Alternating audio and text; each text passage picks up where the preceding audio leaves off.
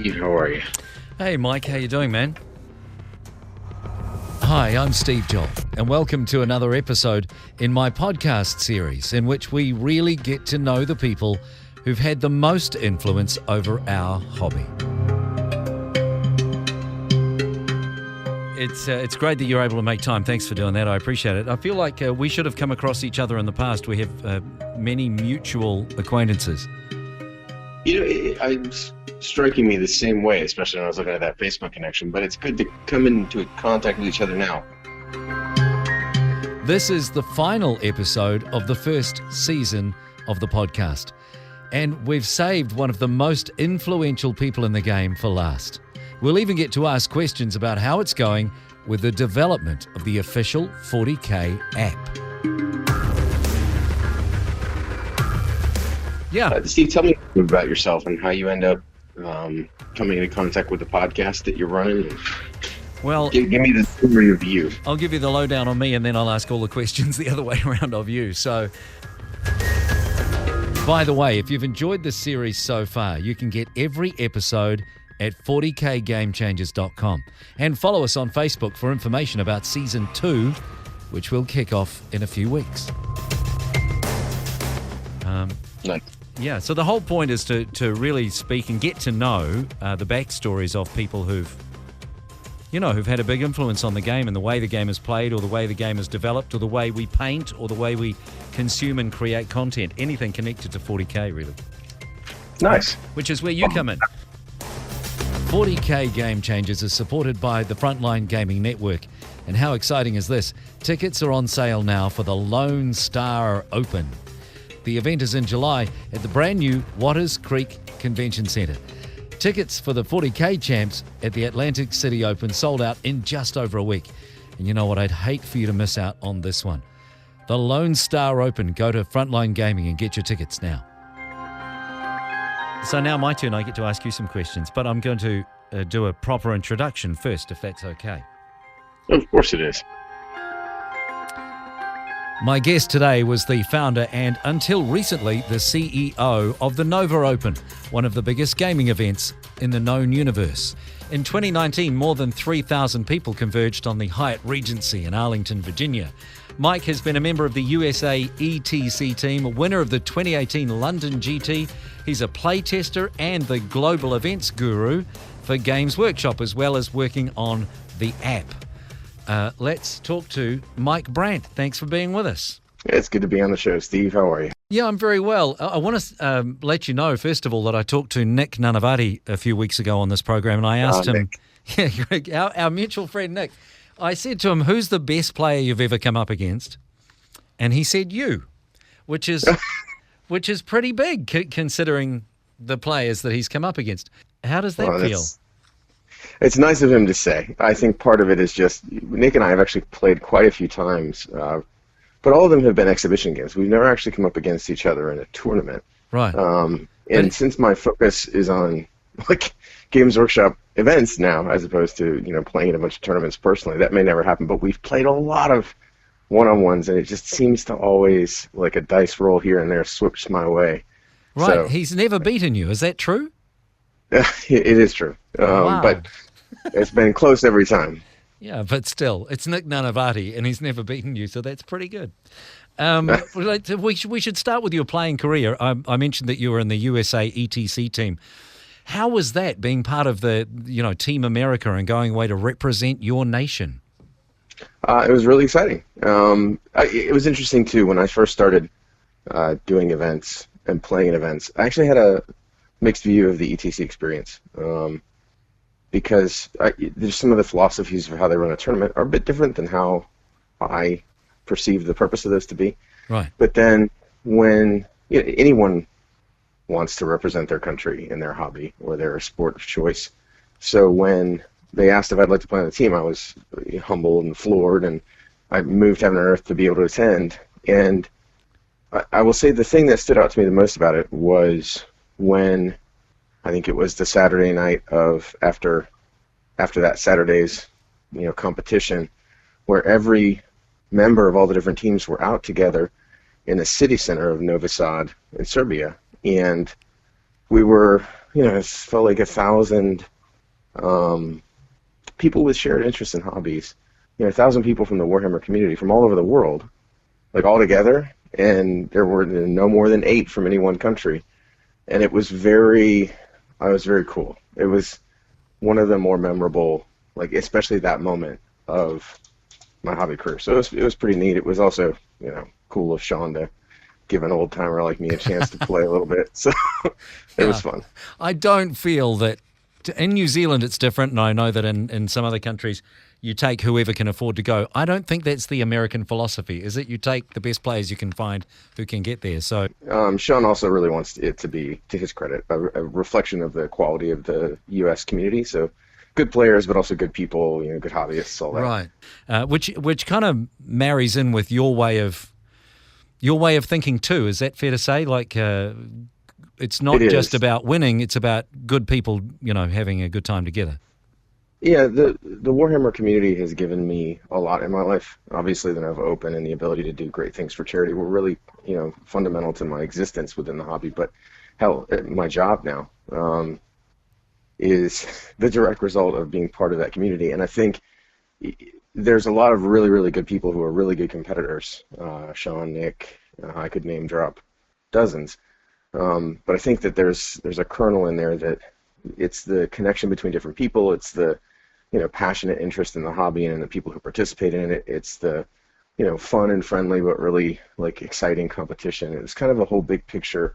But I think if you haven't been part of that community and those sort of events that you go to all over the world, you might not know that. Your experience at the local game store tournament might be different than what that experience is. And so being a part of that community for the years has been about a lot more than just do you win or lose your games. I think it's something that's important because it's fundamental to the way that I think even Games Workshop looks at the hobby. It's not about just how you paint. It's not about just how you play. It's about like the connections and the ways and means in which your life is actually bettered by participating in this pretty cool hobby. I love that in the GW and the rule book, and I think this has been the case for a while now, but right there, rule number 1 is have fun. This is a hobby. It's a game. We're supposed to have fun with this, right? You nailed it on the head. I mean, people forget that sometimes too, I think. Yeah. But I tell you, the best players out there, I don't think there are any of them that take it too seriously. We definitely are going to talk about the Nova Open, which you've mentioned, but I just want to stay for one more second with your playing career. What is the highlight for you? We've mentioned playing for the States, playing in Europe, representing your country. Is that it, or are there other things you can think of that really were high moments for you? I don't know. I've always, as a player, I've never cared. It's going to sound weird. I've never cared if I win a game.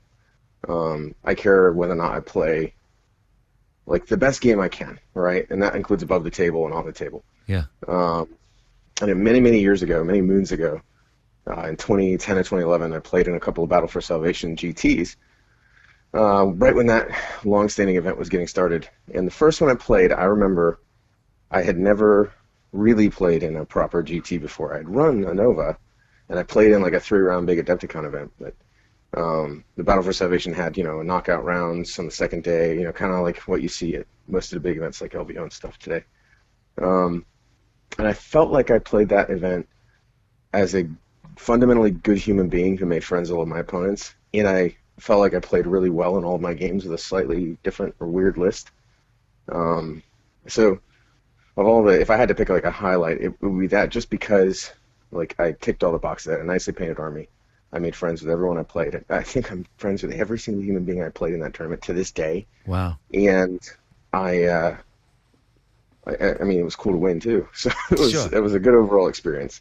So now, what you just mentioned, am I right in thinking that you were organizing big tournaments before you'd actually played in a big tournament? So I went to Adeptic. I played in local tournaments, and then I hosted. In 2009, I hosted a 32-person picnic table tournament for charity. And in 2010, I attended Adepticon, and I played in their weekend GT, but it was 3 rounds one day. So compared to the GTs of today, although there were a lot of players in it, it was a very different animal. And then that year, I hosted, in August, the first big Nova Open. And then a couple months later, I went to the Battle for Salvation, which was actually a Nova Open modeled tournament. and that was my first like real many round GT Right. that I had played in. So it was kind of like you didn't want to make a big deal about it. You'd be like, yeah, I haven't really done a whole lot of these myself. Yeah, yeah. Um, Do you think you need to be a good player to be a good TO? no, I think your attitude needs to be that you want to do everything the right way.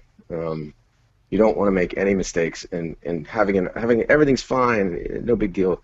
That's not the right attitude. And I think that tends to translate to being a really good player, because if you're approaching your game from the perspective of not, I want to beat someone or take from them. Instead, if you approach it, I want to do everything as perfectly as I can, and be respectful and make a friend with my opponent, which includes making friends, I think. Like, if I play a game and it's been antagonistic, I failed in my mind, Right. whether I win or lose. And so I think as a TO, you need to have those traits. You need to always be thinking, how can I do better? What are the things I didn't do as well as I should have done? Because I think if you just do that, and if you care a lot about the people that you're around, you may sometimes come off a little too serious, I suspect. But not, as long as you're affable, you'll come off as a good TO because you'll put on, your event will be good. People will remember it. They'll know you cared a lot about everyone who was there, and not about who won or lost or just getting through the day or collecting, some registration fees. Instead, you cared about the best time possible. And then the next time they come to your event, they'll come with that high expectation, and you'll do better. Yeah. Yeah. So that's I think key. It can make a good player, but I don't think like some of the best TOs out there don't even play in events much. It's interesting, actually. I've never heard it put that way, but it's such a great way of thinking about it that rather than thinking what can I take, as in taking a victory or taking the points, if you're thinking how can I contribute to the experience of the game, how can I give? Because I think you're right. You don't remember necessarily whole games, but you remember amazing moments or the people you've met or the aftermatch. Yes. Or all of that's what Yes. you remember about a tournament, right? You do, and close games are also fun. So Oh, yeah. There's a part of me that, like, I played a game this weekend with my long time buddy Tony Kopak, who's himself been on the scene for years, played at Team America when they won the whole works. He and I have been close friends for over 15 years. We play together multiple times a week. He's a fellow playtester. Tony and I had a game, and I lost 67-64. I think. Wow. And the only two things that came out of it were like, that was awesome, because both of us played really, really well, and we had a good time. Right? We enjoyed the social experience of it. Good friends who played forever and still have really close games every time. We have the very same play style, so it tends to be very similar games. And I think the important thing was I didn't look back on the game and be like, oh man, I screwed up a bunch of stuff, or he got away with something he shouldn't have, or the dice were crazy. I hate all those types of outcomes. I want the game to be close. I want everybody to get the dice rolls that they should get, and I want the best player to win rather than to personally win. Yeah. It's nice if it works out that you win, but I think there's something about competing that should be more about doing your best than about beating people. And I think there's a nuance there that a lot of players miss, and I wish they would focus more on. Let's talk about the Nova Open then, which we touched on already a couple of times. But it started with it was a little like a barbecue, or what did you call it, a picnic table event? Yep. And Before then, it was even the Nova Open. Yeah. It was just 32 guys playing Warhammer picnic tables. I grilled some hot dogs. We prayed for no rain and got lucky. I suppose if it had rained, we wouldn't be talking here today. It was a balmy August in Virginia. It was. I remember it fondly to this day. I had a buddy who was a Coca-Cola repairman, and he managed to bring a big old one of those big, like, trash can Coca-Cola ice coolers that have the clear lid with all the cans in them, and so people had soda pop. And we, it's weird to think back that that's how this crazy journey began. So when that was done, you guys obviously the following year it was a much bigger, much different kind of event. And do you think that was because people were like, "Wow, that was amazing. We wanted more people wanted to come," or did you sit down and go, "Okay, next year if we do this again, we're going to change it up"? How did that dynamic work? There were three ingredients. Very clearly remember them. The first was we were like, we should do that again. That was great. We raised some money for charity. My mother's a breast cancer survivor, so that's always been really important to me. So we wanted to do it again. It was fun. Yeah. It wasn't that difficult. Little did I know what I was starting to sign myself up for. It wasn't that difficult the first time. Yeah. And then Games Workshop actually instituted a cool thing back then, which was a little, nascent. It didn't last very long at the time, but they offered prize support to tournaments anywhere in the U.S., basically based upon their size. And so we were like, well, cool, we'll sign up for that program, and that got us some attention from Games Workshop, which was nice, and it got us, an amount of prize support, which we were on quite a tight budget, and prize support meant we had to buy things so we could focus the money on charity. And then the other thing was I started to join the scene, right? I attended Adepticon. I went 3-0 in that tournament. Got to know a bunch of people, everyone from like Thomas Reed, Goat Boy, right, all the way through the Adepticon organizers, all-stars like Hank Edley and co. And so I started to kind of feel myself into the scene, and I blogged a little bit, and got to know other bloggers, and started talking about the Nova Open that we were going to run, and we came up with the proper name for it, and we had to get a bigger venue. We went indoors, and Adepticon kind of inspired me. You went there, and it was just cool and big and exciting, and there's so much energy and enthusiasm, and so it really kind of got my creative juices flowing and my desire to contribute to the community as well going. And then just a bunch of people signed up. So like I don't know if we thought it would get bigger, but then we had like 90 people show, which at the time was the second or third largest GT in the country. To tell you about how far we've come as a community. But it was really. And I went to the games day that day. It was the last Baltimore games day we've had to date, I think. I got to meet some of the Games Workshop guys, which was cool. I mean, I was buzzing. I was in my 20s, early 20s, well, mid 20s, and my eyes were wide, and I was excited, and I was full of vinegar, and full of enthusiasm. So it just kind of, there was a lot of infectious energy, and people came in and had a great time, and it was every year it's the same thing. It was always, let's make it better. Were there ever years where you thought this is okay, too much now, it's too big, it's crazy? I think just about when I left to join Games Workshop, where okay. Both Nova and Games Workshop would have been too much. So I thought I can use all this energy to help the global community in the same way that I've done with Nova alone. But until then, it was always, the pattern of running a big event for the organizer goes something like this. It's 2 weeks before the event. Or you think, let's do the event. You come up with the ideas and the new things you're going to do that year. It's really exciting, super exciting.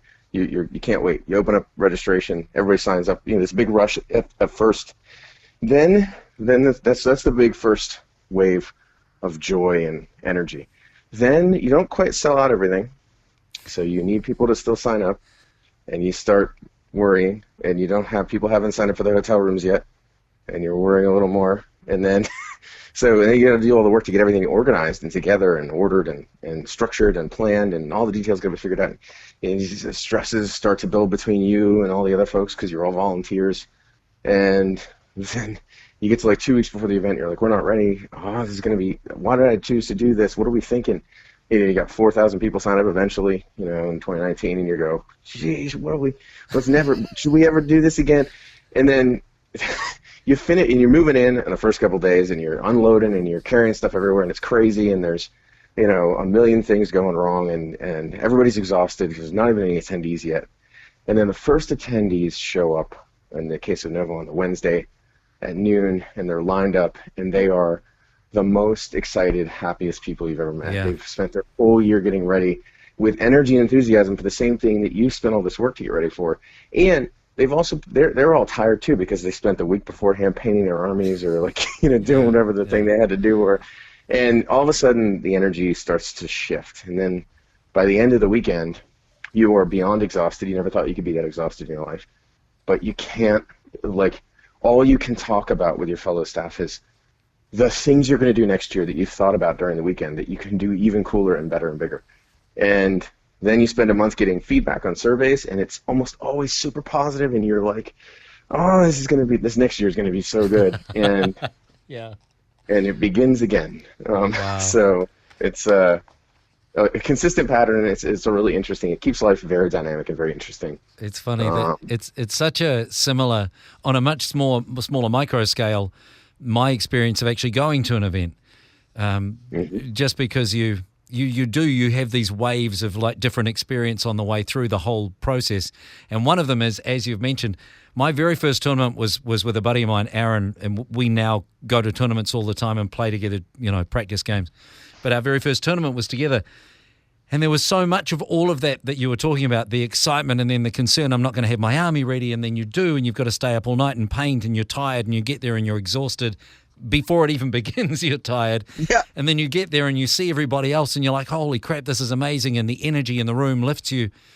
And then it's just 2 days of 6 games and it's Warhammer out the wazoo, and it's just all you can look at and think about.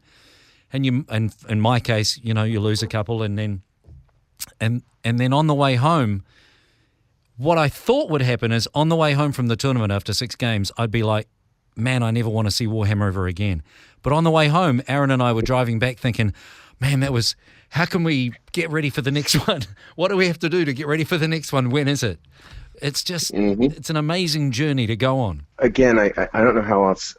I wish more people, I hope more people will continue to engage as part of the community of Warhammer players, because a lot of what you just articulated, the root of it comes from the fact that almost every, especially traveling Warhammer player, is just a really awesome person. Right. So you're joining a community of really engaged, affable, sociable. I hate to say the word like normal, but like very, like you would never find yourself at the end of the day with this group, with this community as part of your social circle, and think, well, I wouldn't want to introduce these people to my wife or my kids and my family or whatever. In fact, I met my wife through Warhammer. Really? Thanks, an attendee at Nova one year, volunteered after attending. He became one of my closest friends. He invited me to a Halloween party one year. I showed up at the party dressed as a gunslinging cowboy, and within 30 seconds, a girl dressed as an East Coast college chick came up to me and asked if I'd like to play a party game with her, and the rest is history. Many, many years later, I am the luckiest man alive for having had a person show up at Nova and be inspired. Wow. We last week on our radio show here in New Zealand ran a feature called One Thing Led to Another, and it was those stories of how did you guys meet, and every single story has a part in it where people go, and one thing led to another. And yep. That's a great example. Listen, let's talk about what you do for GW now then. What's the job? What do you do, and how does that tie into your experience with events? Well, there are 2 big elements to my job. The first part of my job, and the reason that I came to the company, is to run global events.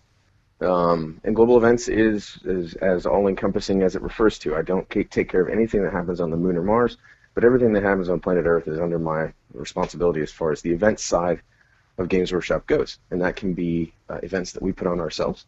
Warhammer Fest is an easy example, low-hanging fruit there. It could be events that we put on at other conventions. So if we were to run something at Gen Con, for instance, that would be under the auspices of what I'm responsible for. That also includes all the booths and all the attending of those events proper, all the preview seminars and things that we do at places like LVO Nova and Adepticon.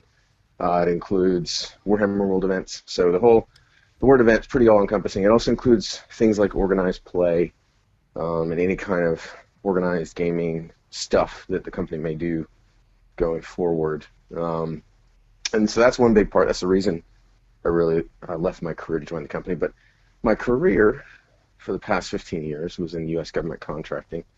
I worked for companies like Lockheed, Leidos, and others, and did a lot of work running technology organizations, solutions design, and BD and capture and everything in between. And so Games Workshop's digital and community organization, which is where I reside under Andy Smiley, they're also responsible for all the customer-facing technologies, the apps, the web store, all that kind of stuff. And I help shepherd and manage that organization as well. I don't want to take too much credit for some of the good things they do because it's really I'm more of a manager level, but that's also with my thing. So I manage all the tech stuff, and then I manage all the event stuff, which I'm glad I have the tech stuff because we're not quite at the events yet, but we're getting there. You picked a good time to get into running events for GW. Indeed. Yeah. Lots of time to plan. Yeah. And even with I feel like with the tech stuff, it's been a challenging time for customer facing stuff just because of out of control, out of your control, international pandemic-related stuff, things like having to shut down production or slow production or shipping issues, or are you involved in any of the parts of the organization that have to field questions about all of that stuff? I am not. We have a whole customer service organization that's phenomenally well run, and they take care of a lot of that direct customer-facing question. Of course, I support them when they have things that relate to the tech that falls under my purview. And then in terms of the warehousing and logistics, that's all really challenging, and I just have to give credit to the guys who do run that across Games Workshop. They really are, sort of fighting against the tide and doing everything they can to make sure that customers get taken care of, trade accounts, et cetera, are all being looked after. But the big part that I have in all that is obviously running the teams that are building the tech that delivers those services on the customer-facing end, specifically the website itself and the microsites, Warcom, that kind of stuff, and also the apps. So the apps are a fascinating journey. Keep getting better, which is a good thing, and also things like my Warhammer. So that was a pretty exciting thing a few weeks ago when everybody's accounts got linked, and there were, by and large, no challenges or issues for the most part. So there's all that kind of stuff that falls under the org that does all the customer-facing tech stuff. It's I've got to say, it's nice to, I've done the linking, I've got the app, I've done the linking.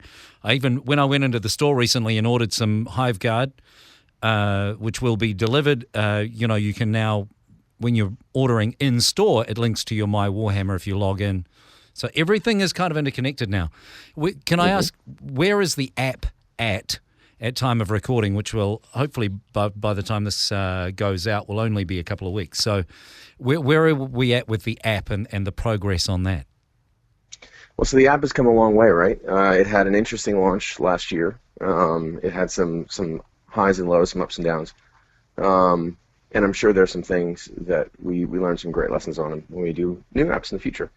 We went through the beta period for Battleforge. I think we got our costing just about right for folks as well now. And I got to give the app team a lot of credit for the work they've done to sort of enhance their skills, improve the quality of the app, improve the responsiveness to things like bug identification and fixing. 40K is a really complex game, and not all software engineers have expertise in the nuances of a game that's really written for the page rather than for the zeros and ones. And so the team has done a lot of work to bring it forward. I think it's in a really good place now. The ratings reflect that. They've shot up pretty considerably from where they were. But there's also still a long way to go in terms of, I think, the UI and the UX gets a lot of credit for being really good compared to some other things that folks are familiar with. But I think it can come a long way further, and it will. There's other features on the way that we need to add that are really exciting looking and that we're working on, like supporting Crusade. So it's not just, match play army building, but it also covers narrative and Crusade related stuff. So that's a work in progress that should be really nice when it comes out. And then it's just, I think, polishing off the rough edges that still, may exist in places in the app. Some people have a perfectly smooth experience from start to finish building an army now. Some people still run into hiccups here or there. A unit doesn't have quite the right information on it, or something that's niggling. And so we are working sort of day and night to polish off every last little rough edge anywhere in the app. But I would say it's fit for use now, which is, I think, it sounds like a weird thing to say. Of course, it should be fit for use. But I'm proud of the team that we've gotten to the point that the app is good, the app is exciting, it's easy to use for most folks, and it's getting better every day. Yeah, and it looks so good. I mean, which is a funny thing to say, but people have an expectation now, right, that there will be a level of smoothness about, say, the transitions from one screen to another. There'll be the speed of upload, all of these things that we take for granted, but that are so hard to do in the background. And as you say, even things like, this unit has this weapon or that weapon, or there are some really specific things across a massive number of different units over a whole lot of different armies. So the work that goes on in the background must just be an unbelievable level. Well, it's a huge amount of work. There's also, the Army Builder was not built just for veteran list builders. And so there are some interactions that I think you take for granted if you really know how to build a list already, and you've used other like third-party software in the past, where the way the UI and the UX flow works isn't actually very good unless you already know what you're looking to do. So when we built the Battleforge, I say we, the architecture that happened in part before I ever joined the company, and the folks who architected it had some really good thoughts about, look, if you're joining the Warhammer hobby, you're going to download the app, because that's what people do these days. Your journey through it to build an army should be intuitive. It shouldn't be, I don't know how to build an army, so I don't know what to do. Yeah. And so a lot of the interactions in terms of like replacing war gear and other things they're actually much more complex to develop around than they might be if you made a less intuitive architecture. And so there's the marrying up of accuracy, effectiveness, ease of use, correction, with a flow that is catering to both beginners and veteran folks was a real interesting challenge that they've just about overcome now. And we should overcome those sorts of challenges on future apps, all the faster for the lessons learned. Yeah. Well, my own experience with it, which is, to be fair, strictly with two armies, so I researched one person's anecdotes, don't count as any type of research. But my own experience with it has been positive. I love the way it looks. It's very easy to use. It moves quickly. It's easy enough to find your way around changing war gear and all of that sort of thing. And it all links up. So, for me, it works. That's really good to hear. That's really good to hear. The cool thing in the future, too, is you can kind of see the beginnings of a whole exciting ecosystem emerging within My Warhammer. All your accounts are linked. There's cool apps coming out. I think it's only the tip of the iceberg. Yeah. And I am not one authorized nor desiring to spoil anything, but there's some really exciting stuff coming in the future that I think, from sitting in on the meetings and listening to the planning, the people who are spearheading it, their focus is make Warhammer really, really exciting and cool for everyone. That seems to be the key driver. And so I'm really excited to see all that stuff develop and emerge and get revealed, and how people engage with it as it matures as a digital ecosystem for you to sort of link up to your analog hobby. So listen, before we leave you, the third part of the ever-expanding job description for Mike Brandt is as a play tester. Like, I think this may be the first way I saw your name was you're a play tester. What does that mean? What does a play tester do? Years ago, Games Workshop reached out to some of us who run some of the big events, or ran some of the big events all over the country and the world, and brought us together. And it was a brilliant move, frankly. The digital and community team kind of was a big part of that, along with the Rule Studio under Pete Foley. And it did a couple things. It brought the community together. I think there were a lot of big event organizers that didn't really talk to each other much. All of a sudden, they were all best friends, meeting every Sunday to talk about feedback into the wee hours, depending upon your time zone. But they basically started getting us engaged as playtesters for 40K at the time. And the group expanded and continues to expand. And there's various levels of it. There's some that the groups I'm involved in are I'm still a playtester. I do it for free when I have time. I'm part of the DC group, and there's some groups that focus on a lot of the core rules feedback, like the words when they first come out. And there's some groups that focus on, when the codexes are near completion, trying to break, the armies to see, where in the process does something get missed, so that when you add this unit plus that unit plus this unit in the list, all of a sudden it gets too good. And it's constantly evolving in a really cool process. It is challenging because you can never playtest everything. I mean, there's always a lot of interesting things to playtest, but it's cool. It's also been it was, I think, the start of my increasing passion for working directly for Games Workshop. In that being able to help positively impact sort of that dream factory that Games Workshop can be for its community was really cool. And I mean, I'd like to pretend I have as much time for it now as I did then. I don't, but I do stay as closely engaged with it and feedback as much as I can as part of the DC area team. You've mentioned the Games Workshop community team a couple of times, and I would pass on to you, as someone who's heavily involved in that my first experience with Games Workshop community was writing a letter. I wrote a very heartfelt letter to Nick Bainton, who was at the time part of that team. And he responded, And we kept communicating. And then when I was at Warhammer World, he invited me in and sourced an army for me. And we were able to play a game in the hall at Warhammer World. I played against Nick. He had his Ultramarines and I had Space Wolves that Simon Grant donated to me to play for a couple of hours. And so I have to tell you that I'm probably very biased, but my experience with the Warhammer community team on a personal level has been extraordinarily positive. They're an amazing group, and the level at which they offer feedback and responses on Facebook and by email and however else they can is amazing. So it's a great team. It is a great team, and it must be enormously rewarding to be part of that. That team in particular, and a lot of the folks on it, including my boss, are why I joined the company. Ultimately, yeah. I think if it wasn't for knowing and having interacted with such an excellent group of people, I might not have taken that step. And so I think that's a reflection, and your story is a reflection of an ethos that they put forth. That community itself leads to more Warhammer more often. It leads to people building communities, connecting to others, wanting to share the hobby and getting more passionate about it. And instead of focusing on, necessarily the bottom line, they're focused on, look, the more people that love Warhammer, the better. And the best way to do that is to share the parts of the hobby that make it good, which is, the ability to engage in these amazing worlds and play this amazing hobby and paint these amazing miniatures and do it all within the framework of an incredible community of global players and hobbyists.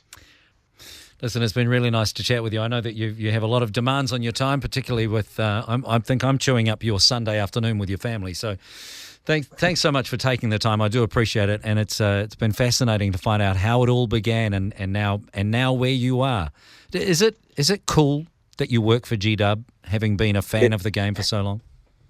I have to pinch myself sometimes because, and I'll leave you with this last vignette, it is a very real thing that you'll be in a meeting, and the meeting will start with talk about, let's review where we're at with the UX for a future, exciting piece of technology. And it's very similar to some of the work that I've done before, and it's fine. And there's, battles over, just design decisions and other things. And then all of a sudden you find yourself actually in a serious debate about the merits of how the IP of Sisters of Battle are being reflected in a component of UX design and whether or not Sisters would really be that way. And you kind of go, yeah. I'm having a business debate. It's a serious business debate. We're talking about like Adeptus Sororitas or about Sigmaroid Eternals. It's really cool. Yeah. And it's fun. I'd recommend it to anyone having now done it and been doing it for almost a year, which I also have to pinch myself about. So. Yeah, almost a year, and what a year. Mike Brandt, thanks so much for your time. Really appreciate it. All the best for whatever comes next. Steve, I can't wait to see you out there in the world once we can all get together again. Same. Thanks, Mike. Cheers. My sincere thanks to Mike Brandt for the chat. He had to go quite a long way out of his way to make that interview happen. Thank you, Mike. I appreciate it. And listen, I really hope you've enjoyed Season 1 of 40K Game Changers. If you haven't already heard the other episodes in the series, well, they're all available on YouTube and at 40kgamechangers.com. I'm working on Season 2 now and already have some of the biggest names and best stories in 40K lined up to be a part of it. I hope you can join us for that when it comes. Until next time, happy hobbying. I'm Steve Joel. Thanks so much for listening. This has been 40K Game Changers.